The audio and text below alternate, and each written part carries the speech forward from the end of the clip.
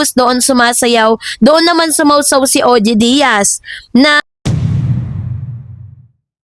kaya naman daw ginagamit ang Chinita Princess para umingay ang pangalan ni Raisa na medyo matagal-tagal din naging tahimik ang karir kumpara noong bata pa siya.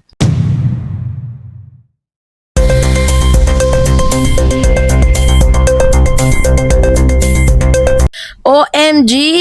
Aba, kampo ni Miss Kim Chiu. Tinawag na manggagamit, no, ang si Raisa May Dizon.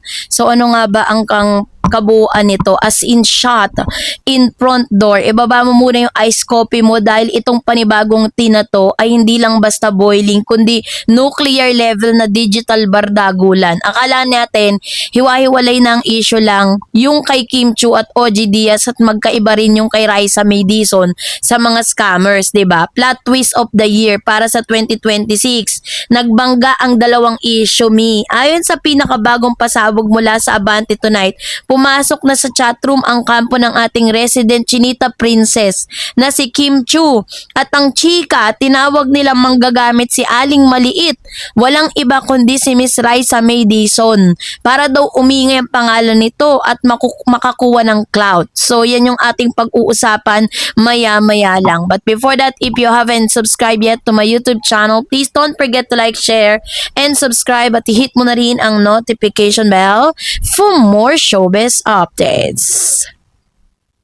So mainit-init pa mga balitang ito kung saan isa sa mga article na inilabas ng Abante Tonight na tinawag na manggagamit at clout chaser si Aling Maliit na si Raisa May para daw umingay ang pangalan nito at makakuha ng clout. Like what?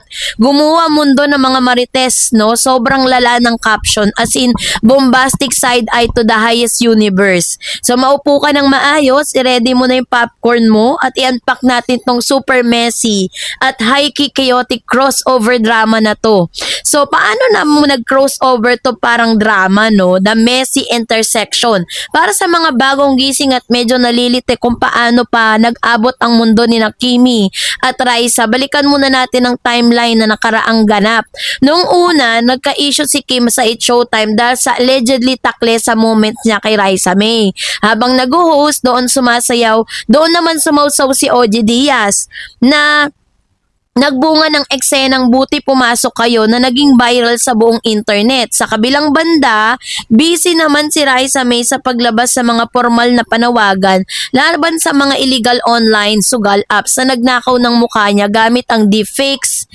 So, Kim Chiu versus OG Diaz featuring the Raisa May taklesa joke. So, ito na yung issue.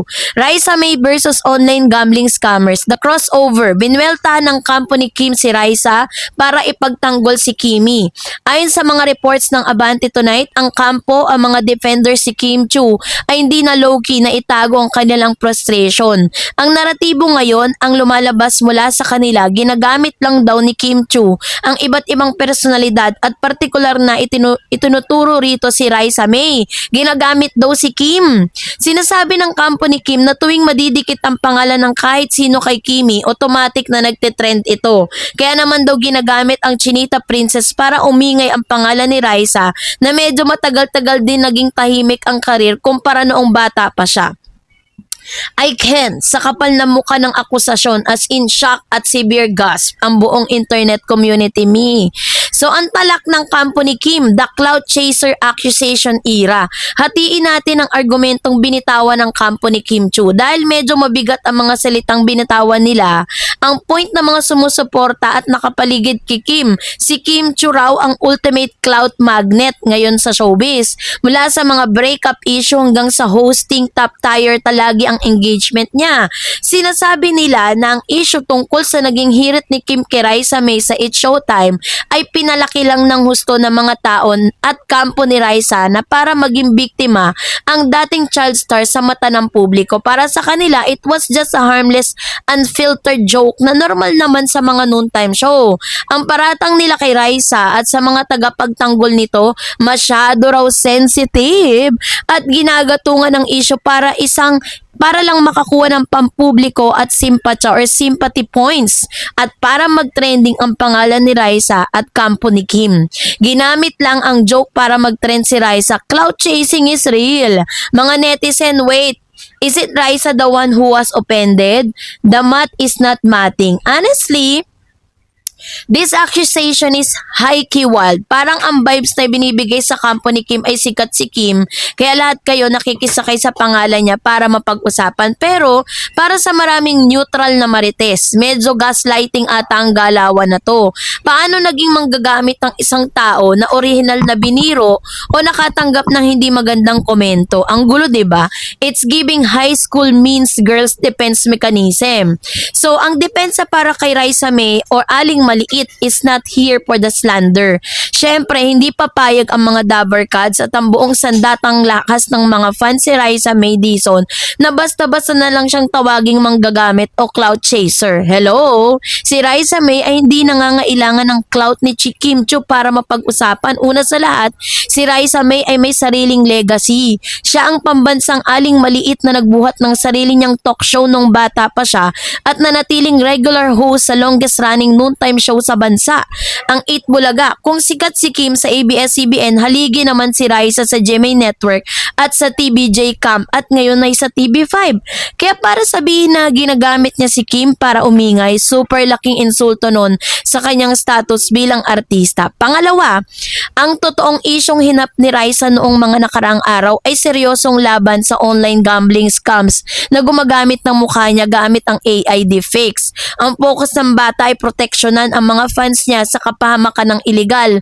Grabe nga daw ang naging bangayan sa TikTok FYP at sa X sa dating Twitter mga be. Kung makakabasa ka or magbabasa ka ng mga comments, mapapasign out ka na lang sa social media dahil sa tindi ng toxicity. Ang masakit dito, pareho silang mga babaeng naging matagumpay sa showbiz pero dahil sa sulsol ng kani-kanilang mga kampo at mga netizen na walang magawa, pinagsasabong sila ngayon ng husto. Kung lalaliman pa natin ang pagiging marites, hindi lang to simpleng away ni Kim at Raisa, low-key. May implikasyon din ito sa nagaganap na labanan ng noontime show sa bansa, ang It Showtime, kung saan host si Kim at It Bulaga kung saan host naman si Raisa. Kahit sabihin nating sibil ang mga main host sa parehong show sa harap ng kamera, ang kompetisyon para sa rating at online viewership ay napakatindi pa rin ngayong 2026. Kapag may isang host mula sa kabilang network na nagpakita ng pagkaka-offend o nadamay sa issue ng kabilang host, automatic na gagamitin ito ng mga marketing fandom para pabagsakin ang imahe ng kalabang programa.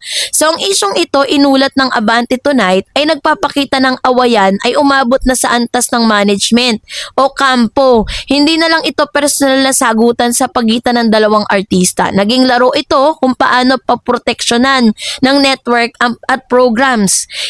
It's giving top tier corporate chess player vibes, mga ganon, 'di ba? So ano nga ba ang pwede nating matutunan sa pag-iwas sa mga ganitong gaslighting? Bilang mga Gen Z observers na may pakialam sa tamang pag-uugali online, ano ang pwede nating mapulot sa aral na mula rito ay pinakamalaking issue rito yung tinatawag nating accountability at pananagutan o pag-iwas sa gaslighting. Own up to your mistake. Kung may nasabi kang nakasakit sa kapwa, sadyang taklesa ka man o hindi, ang pinakamagandang gawin ay humingi ng simpleng paumanhin. Ang pagtatanggol sa sarili sa pamamagitan ng pag-atake sa biktima at pagtawag sa kanila na manggagamit ay isang napaka-toxic na ugali. Respect boundaries and status. Hindi dahil sa mga sikat o mas maingay ang pangalan mo ngayon, may karapatan ka ng liitin ang naging kontribusyon ng iba. Si Raisa May ay nagtatrabaho mula pagkabata ng may dangal kaya hindi makatarungang tawagin siyang clout chaser. So be critical of what you read. Ang mga ulat mula sa mga entertainment columnists ay may kanya-kanyang angulo at sourcing. Kailangan dating suriin na yung kampo ba ang sinasabi ay mismong artista o mga fans lang ang gumawa ng sarili nilang kwento para ipagtanggol ang kanilang idolo.